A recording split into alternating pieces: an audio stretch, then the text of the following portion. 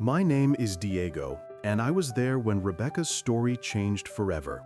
On March 15, 2024, outside the downtown courthouse, worth $2.3 million in assets, she stood facing her ex-husband for the final time. Her heart pounded against her ribs as she smiled through the bitter end of their 12-year marriage. The smell of rain on pavement mixed with exhaust fumes filled the air around us. Distant traffic hummed like a funeral dirge, while her quiet sobs cut through the urban noise. I watched her shoulders shake with each breath, carrying the weight of broken promises and shattered dreams. The heartbreak was so thick you could taste it, metallic and sharp, like blood in your mouth after biting your tongue. She smiled but trembled, victory and devastation dancing together on her face. How can blood turn to poison like this?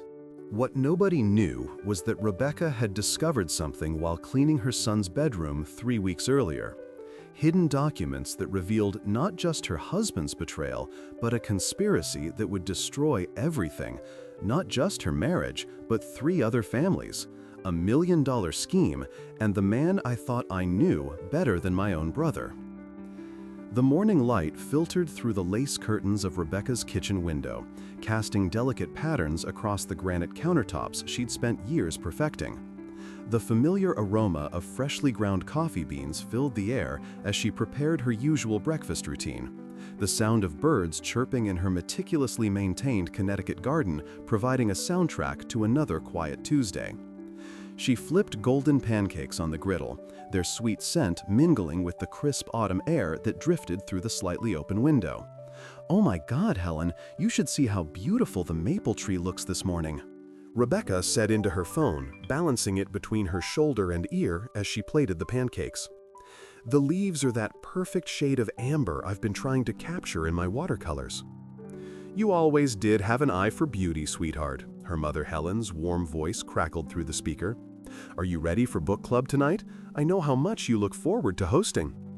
Rebecca smiled, drizzling maple syrup over her breakfast. "I've been preparing all week. Made 3 batches of apple cider yesterday, and the house smells like cinnamon and cloves. We're discussing The Light We Lost, such a heartbreaking but beautiful story about love and choices." The familiar routine of her monthly book club had become one of the anchors in her life, something that gave structure to the days that sometimes felt too long and too quiet. Her suburban home, with its perfectly arranged throw pillows and seasonal decorations, had always been her sanctuary. The neighbors often complimented her on the pristine garden, the way she maintained the white picket fence, the seasonal wreaths that adorned her front door. "I'm so proud of how you've built this life for yourself," Helen continued. "Speaking of which, any word from Michael lately? I know he's been so busy with that new project in Silicon Valley." Rebecca's fork paused halfway to her mouth. "He called last Sunday, actually. The company is launching some revolutionary app. You know how he gets when he's passionate about his work, takes after his father in that way, completely absorbed when something captures his interest." She walked to the window, gazing out at the bird feeder she'd installed last spring. A cardinal perched there, its bright red feathers vivid against the weathered wood. The sight always reminded her of renewal, of the way life continued to surprise her with small moments of joy, even during the most ordinary days. "Will he make it home for Thanksgiving?" Helen asked. "I know you're volunteering at the food bank that morning, but surely he could join us for dinner." "I hope so. Pastor Williams always asks about him when I'm organizing the canned goods. He remembers when Michael was just a teenager, helping me sort donations during his high school community service hours."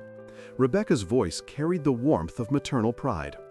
"It's hard to believe that gangly kid who complained about getting up early is now running teams of engineers." The conversation drifted to other topics. Helen's bridge club, the new restaurant that had opened downtown, the weather forecast predicting an early winter. Rebecca finished her breakfast while they talked, already mentally preparing for the day ahead. She had grocery shopping to do, final preparations for the evening's book discussion, and a few hours set aside for her watercolor painting. "I can't believe this weather is holding," Rebecca mused, watching clouds gather on the horizon. "Perfect for tonight. There's something about autumn evenings that makes literary discussions feel more profound, don't you think? You always were the philosopher in the family, Helen chuckled. Your father used to say you could find deeper meaning in a grocery list. Rebecca laughed, the sound light and genuine. Maybe that's why I love hosting book clubs so much. All these brilliant women gathering in my living room, dissecting characters and themes over homemade treats. Mrs. Patterson from next door always brings her famous oatmeal cookies, and Sarah from the end of the street never fails to offer the most insightful observations. Thought. The smell of pancakes brought back memories of weekend mornings when life felt simpler, when the future stretched ahead like an unwritten book full of possibilities. As she cleared her breakfast dishes, Rebecca felt the familiar contentment of a life well-ordered. Her reflection in the kitchen window showed a woman who had found peace in routine, purpose in community involvement, and joy in the simple pleasures of a carefully curated existence. But as she reached for her coffee mug, her phone buzzed with a text message that would shatter the morning's tranquility. Rebecca, this is Jennifer. We need to talk immediately. Michael isn't who you think he is. After finishing the call with Helen, Rebecca climbed the creaking stairs to what had once been her son's sanctuary. The room still carried the faint scent of his old cologne mixed with the musty smell of closed spaces, like rain on pavement after a long drought. She'd been putting off this task for months. But today felt different. Today she had the strength to face his memories. The afternoon light filtered through the dusty blinds, casting long shadows across the baseball trophies that lined his shelves. Each one told a story of summer games and proud moments when she'd cheered from the bleachers. The smell of BBQ drifting from the concession stand, while the sound of wind chimes from nearby houses created a soundtrack to those golden days. Rebecca started with the easy things first, folding his old team jerseys, sorting through textbooks he'd never need again. Her hands moved methodically, muscle memory guiding her through the painful process of deciding what to keep and what to let go. "Oh my God, how did he accumulate so much stuff?" she whispered to herself, pulling out box after box from beneath his bed. The wooden desk in the corner had always been his homework station, where he'd spent countless hours working on essays and math problems while she brought him late-night snacks. She ran her fingers along its scratched surface, remembering how he used to drum his pencil against it when he was thinking. In this room, surrounded by his things, the heartbreak felt fresh again, like losing him all over again. As she began clearing out the desk drawers, her fingers caught on something wedged behind the bottom drawer. She tugged gently, feeling the resistance of paper stuck in the narrow space. After some maneuvering, she managed to extract a sealed envelope, slightly yellowed with age. The handwriting on the front made her breath catch in her throat. Dad was written in her son's careful script, the same handwriting she'd seen on homework assignments and birthday cards. The postmark showed a date from 3 years ago, right around the time Michael had announced he was moving to California for his new job. "I can't believe this," Rebecca murmured, turning the envelope over in her trembling hands. "Why didn't you ever send it, sweetheart?" Her heart pounded as she carefully opened the seal, trying not to damage what might be her son's final words to his father. The letter was written on his favorite notebook paper, the kind with the thin blue lines he always preferred for important things. Cultural reflection. Sitting there in the fading afternoon light, with the distant sound of wind chimes from the neighbor's porch, she felt the weight of secrets about to be revealed. The first line hit her like a physical blow, and her knees buckled. She sank to the floor beside his desk, the letter shaking in her hands as she read the words that changed everything. "Dad, I know you think Mom was drinking the night of my accident, but I need to tell you the truth before you move away forever." "My heart sank," Rebecca whispered, her voice barely audible in the quiet room. The words swam before her eyes as the magnitude of what she was reading began to sink in. She forced herself to continue reading, each word cutting deeper than the last. Her son's voice came through clearly in his writing, explaining how he'd been the one drinking that night, how he'd begged her not to tell anyone because he was afraid of losing his baseball scholarship. He'd made her promise to let everyone think she'd been the one behind the wheel when the police arrived at the scene. The letter went on to describe his guilt over watching his father blame her, his anguish over the family falling apart because of a lie he'd asked her to tell. He'd written about planning to confess everything to Michael before he left for California, about how he couldn't bear to watch his parents' marriage crumble over his mistake. "I was going to tell you everything, Dad, but then I got scared. By the time I found the courage, you'd already made up your mind about Mom. I'm writing this letter because I can't live with myself knowing you hate the one person who saved my future by sacrificing her own reputation." Rebecca's hands shook as she reached the end of the letter, where her son had signed his name with a shaky hand, as if he'd been crying while writing it.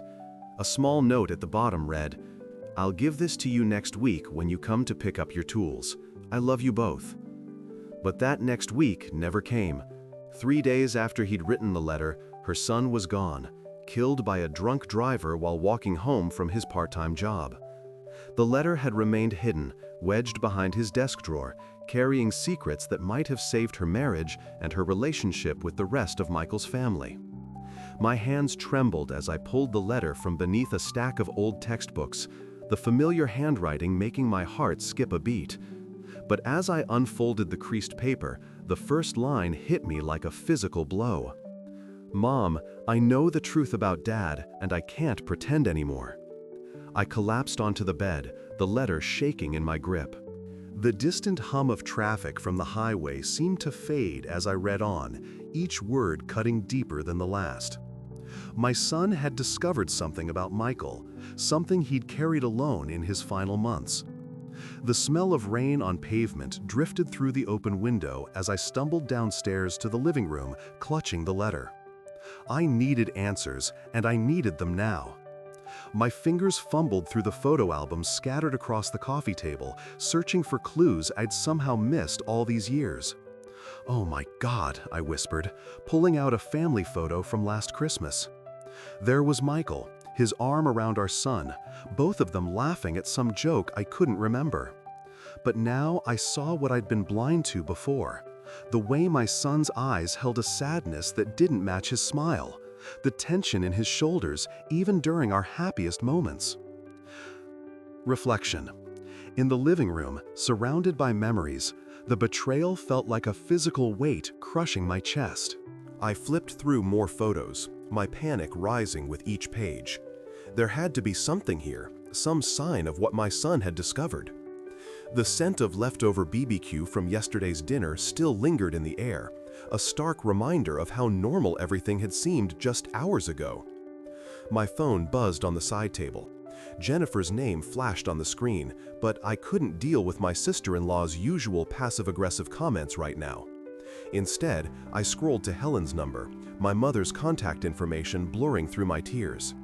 "Helen, I need you to come over," I said the moment she answered, my voice cracking. "I found something in his room, and I can't process this alone." "Rebecca, honey, what's wrong?" Helen's concerned voice came through the speaker. "You sound terrified." "I am terrified," I admitted, sinking deeper into the couch cushions. "There's a letter, and he wrote about Michael, about some truth he discovered. What if everything I thought I knew about my marriage was a lie?"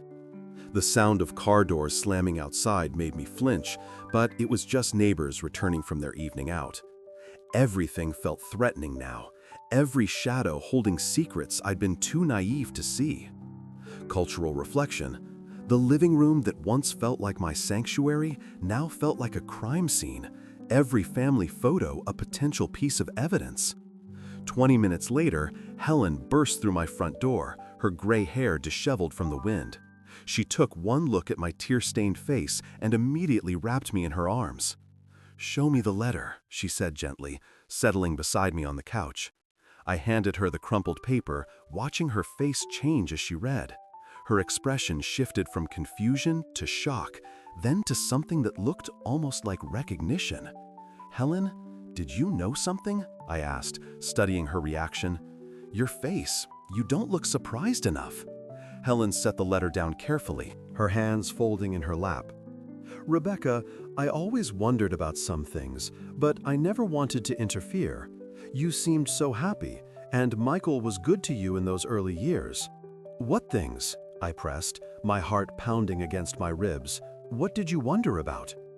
"The way he'd disappear for days at a time, claiming work trips that never seemed to have any documentation. The phone calls he'd take outside, always stepping away when you entered the room." Helen's voice grew softer.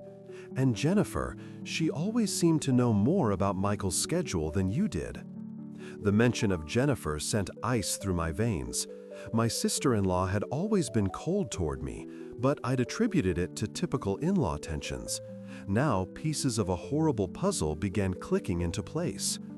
"You think Jennifer knew about whatever Michael was hiding?" I asked, the words tasting bitter. "I think Jennifer knows a lot of things she's never shared," Helen replied carefully. "The question is whether you're ready to hear them." Outside, the rain began falling harder, drumming against the windows like an urgent message. I looked at my son's letter again, his words blurring through fresh tears. He'd carried this burden alone, whatever it was, and now I had to decide if I was brave enough to uncover the truth that had tormented him in his final days. My phone buzzed again, another call from Jennifer. This time, I answered. "Rebecca, finally!" Jennifer's voice came through, sharp and impatient. "I've been trying to reach you all evening. We need to talk." Helen watched me intently as I put the phone on speaker, her weathered hands still clutching my son's letter. "About what, Jennifer?" I asked, surprised by the steadiness in my own voice. There was a pause, filled only by the sound of rain pelting the windows harder now. "About what you might have found in his room. I know you've been going through his things." My blood turned to ice. "How could you possibly know that?" "Because I know you, Rebecca, and I know what he was planning to tell you before," Jennifer's voice caught, "before he died." Helen's eyes widened, and she leaned closer to the phone. The living room felt smaller suddenly, the walls pressing in as thunder rumbled overhead. "Then you know what Michael did," I whispered, my free hand gripping the couch cushion until my knuckles went white. "I know Michael made mistakes, big ones. But Rebecca, there are things about that situation you don't understand, things that would destroy more than just your marriage if they came out." The scent of Helen's lavender perfume mixed with the musty smell of rain-soaked earth drifting through the screen door. I stood up, pacing to the window where droplets traced irregular patterns down the glass. "My son is dead, Jennifer, dead. And you're worried about protecting Michael's reputation?" "I'm worried about protecting you," Jennifer shot back, "and your son's memory." "Some truths are too dangerous, Rebecca. Some secrets should stay buried."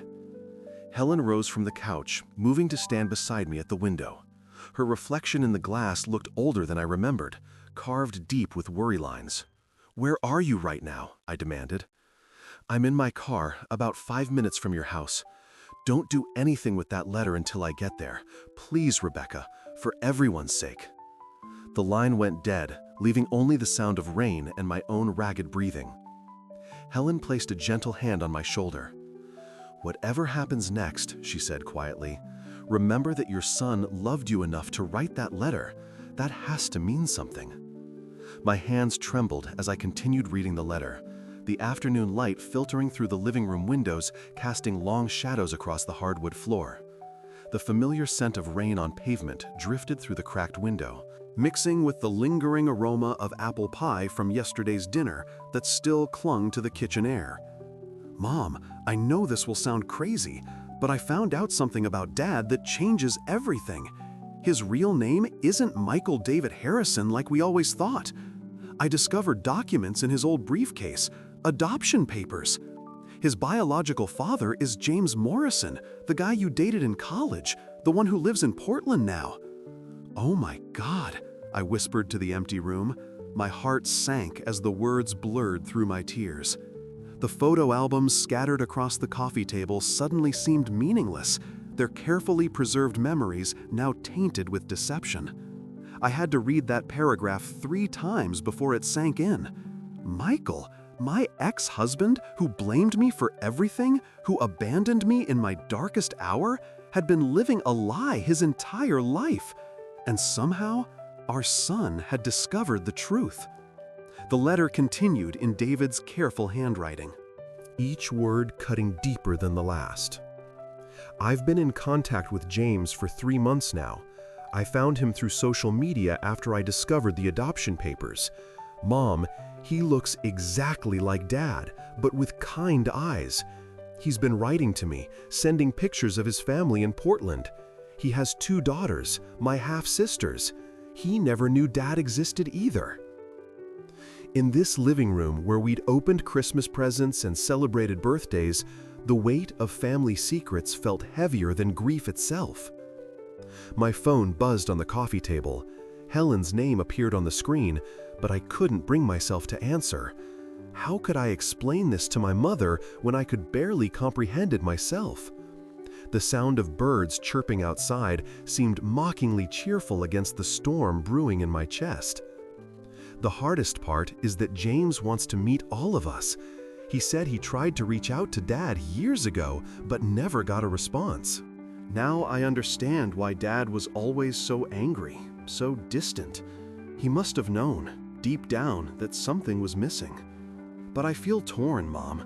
I love Dad despite everything, but I also want to know where I really come from. I set the letter down and walked to the window, pressing my palm against the cool glass. The maple tree in the front yard swayed gently, its leaves rustling with a sound that reminded me of whispered secrets. All those years of marriage, all those arguments about David's future, about discipline, about love, and Michael had been carrying this burden alone. I can't believe this, I said aloud, my voice echoing in the quiet house. All this time.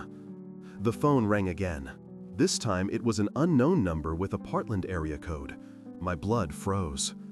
Hello? I answered hesitantly. Is this Rebecca Harrison? The voice was warm, gentle, nothing like Michael's harsh tone that had become so familiar in our final years together. Yes, who is this? My name is James Morrison. I believe your son David was writing to me before his accident. I just heard about what happened and I wanted to reach out. I'm so sorry for your loss. Reflection. That moment changed everything I thought I knew about my family's story. The letter slipped from my other hand, fluttering to the floor like a wounded bird. You're Michael's biological father. Yes, James said softly, and I think there's a lot we need to talk about. David was planning to bring us all together. He wanted to heal the family, Rebecca. He believed that understanding the truth might help his father find peace. Through the window, I watched a young father teaching his daughter to ride a bicycle on the sidewalk across the street. The simple joy in their laughter felt like a knife twisting in my chest. Michael never told me he was adopted. We were married for 18 years. He probably didn't know until recently. My son, our son, was raised by wonderful people who never intended to keep secrets. But when they died in that house fire 10 years ago, all the records were lost. I've been searching for him ever since. The scent of rain grew stronger as dark clouds gathered overhead. I could hear the distant rumble of thunder, matching the storm of emotions churning inside me. David wrote that he wanted to surprise you both, James continued. He was going to arrange a meeting for your anniversary. He thought that if Michael could understand his roots, maybe he could forgive himself for whatever anger he'd been carrying. My knees buckled, and I sank onto the couch, surrounded by the scattered remnants of a life I thought I understood. Our son hadn't just been keeping a secret. He'd been trying to save our broken family, even as it was falling apart around him. The thunder grew louder, and the first drops of rain began tapping against the window like gentle fingers, as if David himself was trying to tell me that some storms clear the air for something better.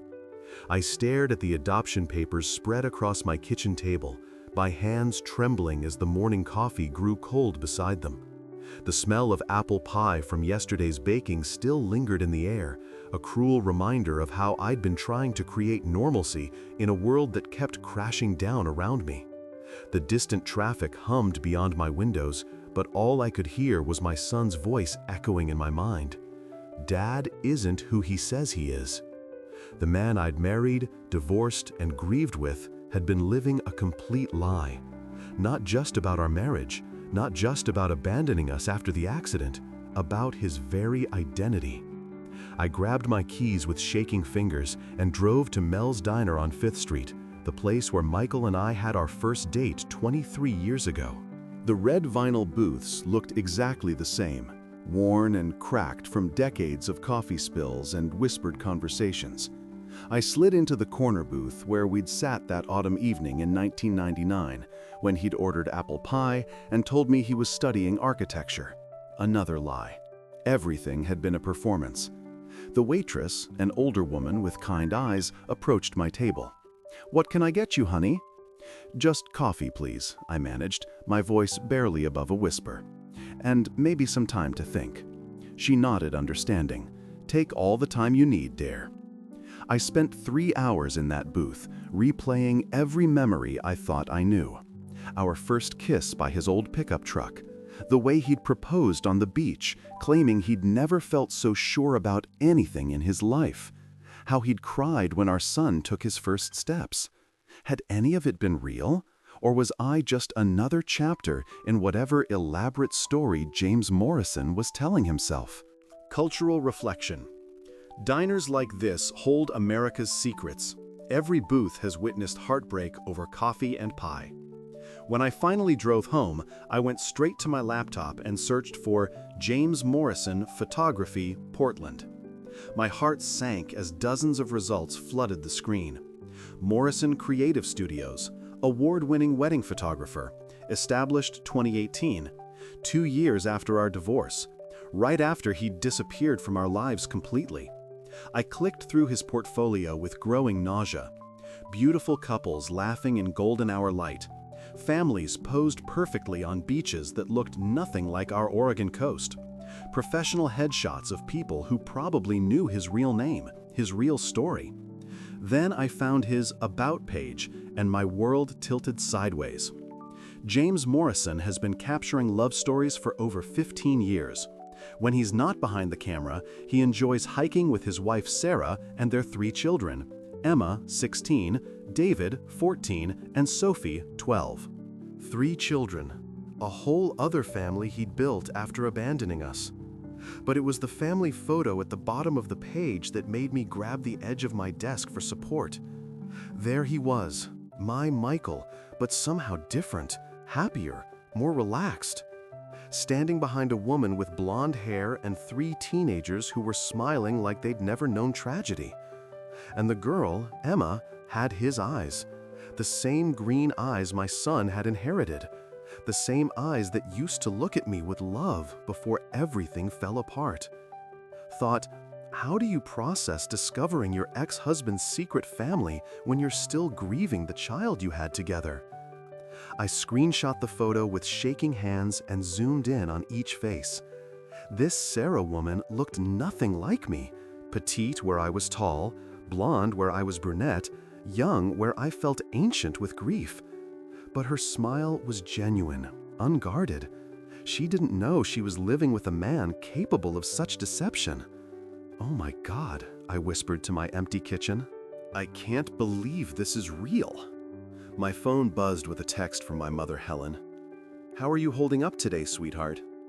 I stared at the message, then at the computer screen, then at the adoption papers still scattered across my table. How could I even begin to explain this? That the man who'd blamed me for our son's death, who'd walked away when I needed him most, had been living a complete fabrication? That somewhere in Portland, 3 teenagers were calling him Dad while my son lay in Riverside Cemetery? The apple pie smell had faded completely now, replaced by the bitter aroma of reheated coffee and the metallic taste of betrayal. I had a choice to make. I could let this devastating discovery destroy what little peace I'd managed to build, or I could use it to finally understand why my marriage had felt like living with a stranger. But first, I needed to know if Sarah Morrison had any idea she was married to a ghost. My hands trembled as I dialed Michael's number. The letter clutched against my chest. The wind chimes on the porch sang their melancholy tune through the open window, a soundtrack to the confrontation I'd avoided for 2 years.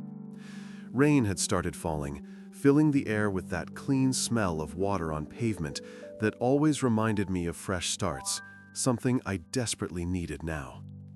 He answered on the third ring. "Rebecca, what's wrong?" "I found it," I whispered, my voice barely audible over the growing storm. "I found the letter he never sent." Silence stretched between us like a chasm. I could hear his breathing, heavy and deliberate, on the other end of the line. "Which letter?" His voice was carefully neutral, but I caught the slight tremor underneath. I unfolded the pages with shaking fingers, the paper crackling like autumn leaves.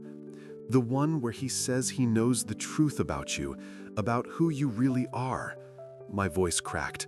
"Oh my God, Michael, all this time I thought you blamed me for the accident, but he knew." Didn't he? He knew about the adoption papers, about your real identity. Rebecca! No, let me read this. Tears blurred my vision as I found the passage that had destroyed me. He writes, "Dad, I know Mom has been keeping your secret all these years. I found the papers in your briefcase last month. I understand why you both lied about your past, about the witness protection program, about everything. But I can't keep pretending I don't know that Mom has been protecting you from Jennifer and the rest of the family who would never accept the truth about your criminal past." My knees gave out and I sank into the wicker chair. The phone pressed so hard against my ear it hurt. I can't believe this. My heart sank when I realized that he thought I knew. He thought I was part of the deception when I was just as much in the dark as everyone else. "Rebecca, he died thinking I was protecting you," I sobbed. "He died believing I chose your secrets over honesty with him, and I never even knew what secrets he was talking about. Rebecca, listen to me. How could you let me grieve alone? How could you let me think you blamed me for his death when all along—" "Because I left that letter there on purpose." The words hit me like a physical blow. The wind chimes fell silent, as if the world itself had stopped breathing. "What?" Michael's voice was steady now, resolved. "I planted that letter in his room before I moved out. I wrote it myself, copying his handwriting from his school assignments. I needed you to find it eventually." The phone slipped from my numb fingers, clattering against the porch floor. I scrambled to pick it up, my heart hammering against my ribs. You wrote it? I had to know if you'd ever be honest with me, Rebecca. If you'd ever stop protecting Jennifer and her lies about what really happened the night of the accident." Reflection. That moment shattered everything I thought I knew about grief. I don't understand. The rain was coming down harder now, drumming against the porch roof like accusations. "What lies? What are you talking about?" "Jennifer was there that night. She was in the car with him when he crashed." The world tilted sideways. I gripped the chair's armrest, my knuckles white against the wicker. "That's impossible. She was at home. She called me from home after we got the news from the hospital." "She called you from the hospital parking lot, Rebecca. She'd already been treated and released for minor injuries. She made me promise never to tell you because she was drunk. She was the one driving, not him." The letter fluttered from my lap, carried away by the wind like all the lies I'd believed. Our son had died protecting Jennifer's secret, taking the blame for an accident that was never his fault. And Michael had left me, not because he blamed me, but because he couldn't bear watching me comfort the woman who had killed our child. "She let me blame myself," I whispered. "She let me think I failed as a mother while she knew the truth all along." I needed you to find that fake letter so you'd call me, so you'd finally be ready to hear what really happened that night." His voice broke. "I've been waiting 2 years for you to choose the truth over protecting her."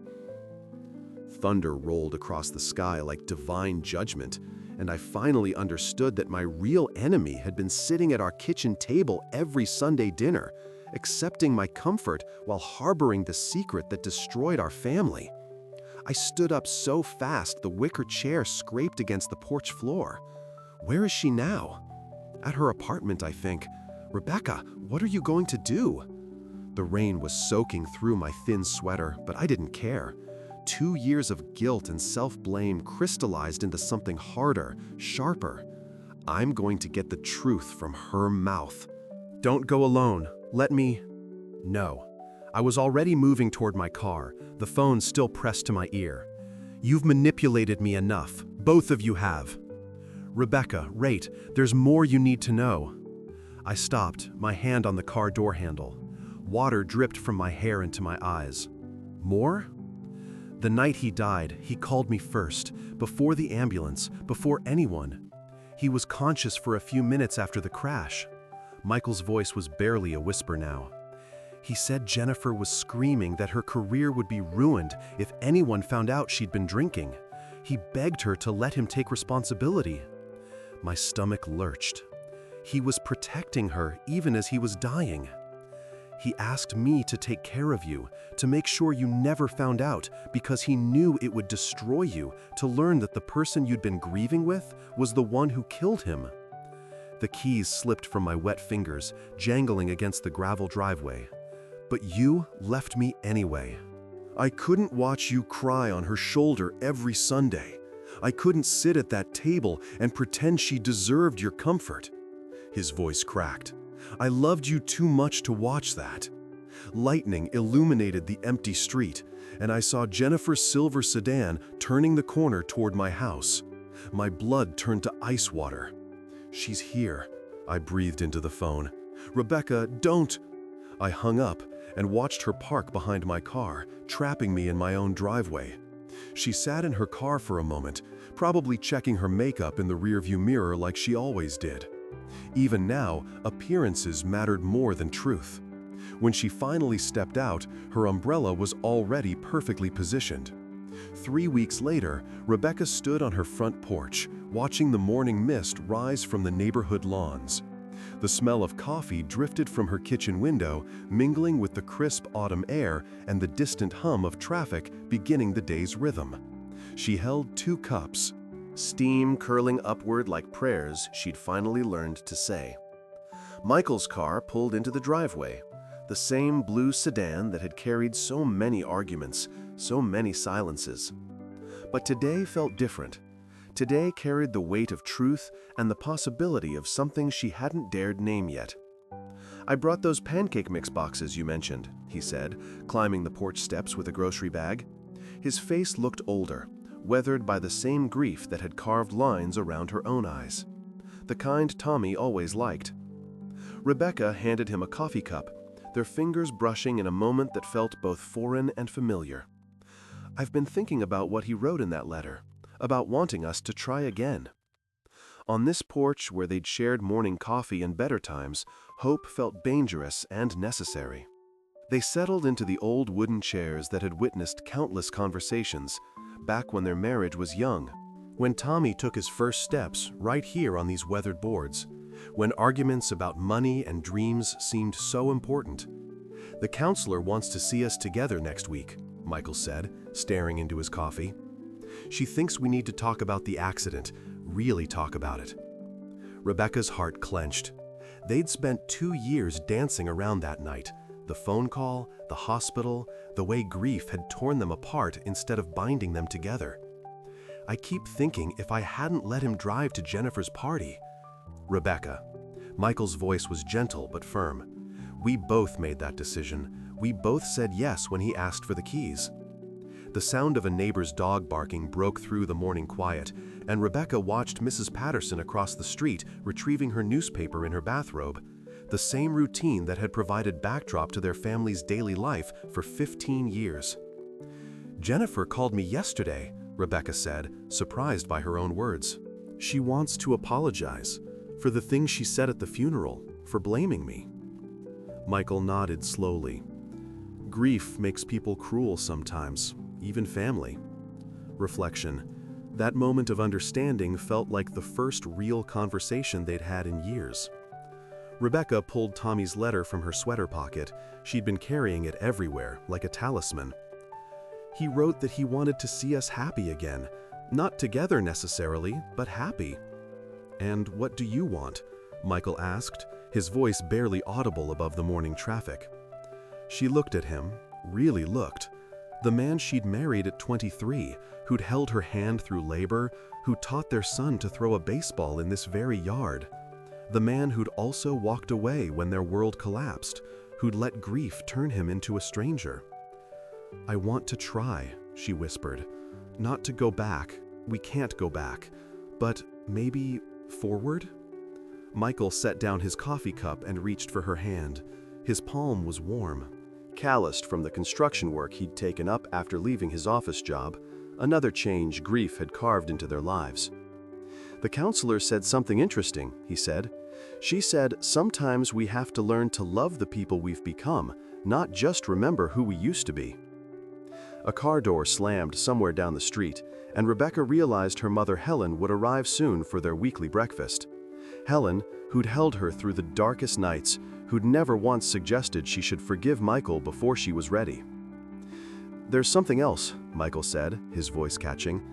"I've been writing letters too, to Tommy, things I never got to say." Rebecca felt tears prick her eyes. "What kind of things?" "How proud I was. How sorry I am that we spent his last year fighting about custody schedules instead of just being his parents." The morning sun broke through the clouds, casting golden light across the porch where they'd once been a family, where maybe, in some new configuration, they might learn to be something like family again. "We'll take it slow," Rebecca said. "Counseling first, learning to talk without hurting each other." Michael squeezed her hand, one conversation at a time. As Helen's car turned the corner, Rebecca realized that some letters never get sent because the words aren't ready yet, but love finds a way to deliver the message anyway, through time, through loss, through the courage to sit on a porch and try again. And you, on your porch, have you ever discovered that the most important conversations are the ones you thought were too late to have?